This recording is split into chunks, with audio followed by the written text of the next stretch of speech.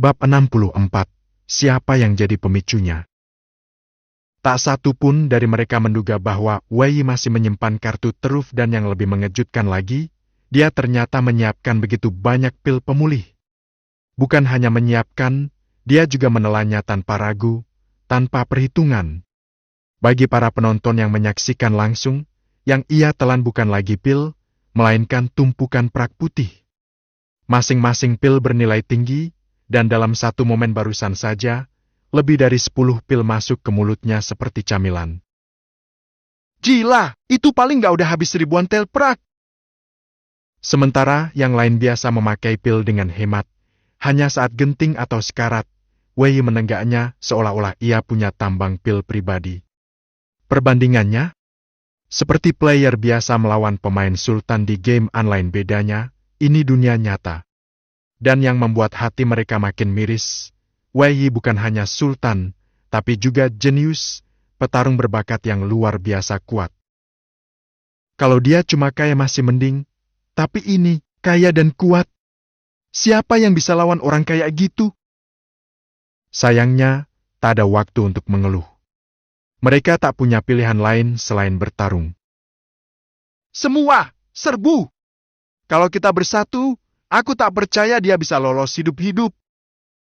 Zhao Yuanji menggertakkan gigi, lalu melesat ke depan, memimpin serangan. Pedang baja besar di tangannya menyemburkan aura tajam, dipenuhi ki yang memancar ke segala penjuru. Tebasan demi tebasan menyapu ke arah Wei seperti badai putih. Di sisi lain, Chu Pingzheng dan Lei Yuan saling bertukar pandang dan sepakat, Wei harus ditumbangkan hari ini juga. Chu Pingzheng, yang dikenal sebagai makan bermuka ramah, bergerak diam-diam ke sisi kiri, senyum tenangnya menyembunyikan niat pembunuhan. Ia mengendap, mengincar waktu yang tepat untuk menyusup dan menusuk Wei dari belakang.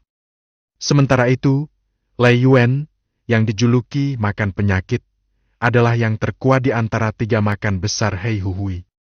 Aura petir menyelimuti tubuhnya saat ia melompat tinggi ke udara, mengangkat pedang raksasanya, dan mengayunkannya ke arah kepala Wei dengan kekuatan penuh. Tebasannya benar-benar mengandung niat membunuh. Kalian cari mati! Wei juga terkejut dengan serangan tiga arah yang mendadak dan terkoordinasi. Walau kekuatannya melebihi rata-rata kultivator di tingkat Wuxi Martial Master tahap 10, ia tetap terkunci pada tingkat itu karena misi terobosannya belum selesai. Itu membuat pertempuran kali ini lebih sulit. Pergi dari sana! Dengan teriakan marah, Wei mengayunkan pedang pahlawan miliknya dan melepaskan gelombang pedang mematikan ke arah kiri. Chu Pingzheng, yang baru saja hendak menikam dari sudut gelap, langsung terlempar mundur, pakaiannya sobek, darah menyembur dari mulutnya. Hampir bersamaan, Wei berbalik, mengayunkan pedangnya secara vertikal, serangan cepat dan presisi yang memaksa Zhao Yuanji untuk mundur 2 langkah. Namun pada saat itu juga, Lei Yuan sudah meluncur turun dari udara, pedangnya yang besar memekakan telinga saat membelah angin dan menghantam ke arah kepala Wei. Tak punya waktu untuk menghindar. Dengan refleks luar biasa, Wei menggenggam pedangnya dengan 2 tangan, mengangkatnya melintang di depan dadanya untuk menahan tebasan tersebut. BOMMMM. Benturan yang amat kuat terjadi. Wei terdorong mundur beberapa langkah, setiap langkah menginjak tanah dengan keras hingga menciptakan retakan. Tanah di bawahnya bahkan sedikit terangkat karena kekuatan benturan. Tubuhnya gemetar. Tangannya terasa kebas. Tapi ia tetap berdiri. Mereka benar-benar nekat. Wei menggertakkan gigi. Kalau begini terus, aku juga akan habis. Namun yang para musuh tak tahu adalah Wei masih belum menunjukkan semua yang ia miliki. Wei terus menggertakkan gigi, bertahan sekuat tenaga.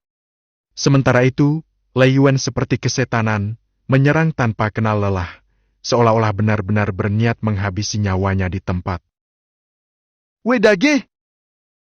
Di sisi lain, Julinger melihat keadaan itu dan panik bukan main, buru-buru melangkah maju ingin membantu. Namun, jangan harap.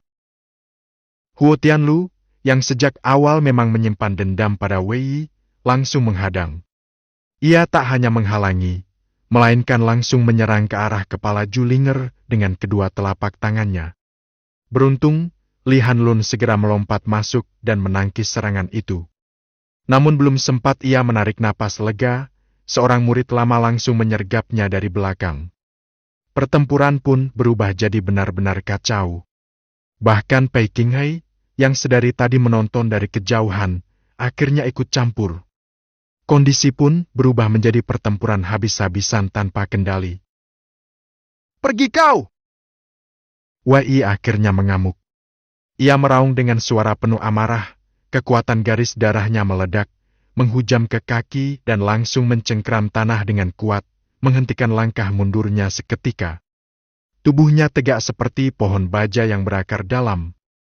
Dia balik menekan Lei Yuan dan dalam sekejap, sebilah pedang tajam menebas turun dengan kecepatan kilat. CRASSSHH. Seketika, pedang besar Lei Yuan terlepas dari tangannya, terlempar tinggi ke udara dan menghantam tanah dengan suara dentingan keras. Lei Yuan hanya bisa menatap kosong ke arah tangannya yang kosong. Butuh beberapa detik baginya untuk menyadari bahwa senjatanya telah lenyap. Namun sebelum ia sempat bereaksi, DOGGHH. Satu tendangan brutal dari Wei menghantam dadanya, membuatnya memuntahkan darah dan terpental jauh, menghantam tanah dan terguling tak berdaya. Apa yang kalian lakukan ini? Tiba-tiba, suara gemuruh penuh kemarahan mengguncang udara. Seketika, aura menakutkan menyelimuti seluruh area pertempuran. Langit terasa gelap, udara menjadi berat, dan semua orang di lapangan membeku di tempat. 3 sosok muncul di udara, mendarat dengan kecepatan tinggi. Ketiganya berpakaian resmi, jelas merupakan tokoh tinggi dari Akademi Cabang Luar. Orang yang berdiri di depan mereka bukan sembarangan, dia adalah wakil kepala Akademi Cabang Luar, Liu Jensen. Ketiganya adalah kultivator tingkat Wuling, aura mereka mencengkeram seluruh area seperti gunung raksasa yang jatuh dari langit. Semua murid, bahkan yang paling kuat sekalipun, langsung berlutut atau terhuyung karena tekanan spiritual itu. Wei pun terpaksa menghentikan gerakannya, tubuhnya kaku oleh tekanan aura, meski ia masih bertahan lebih baik dari yang lain.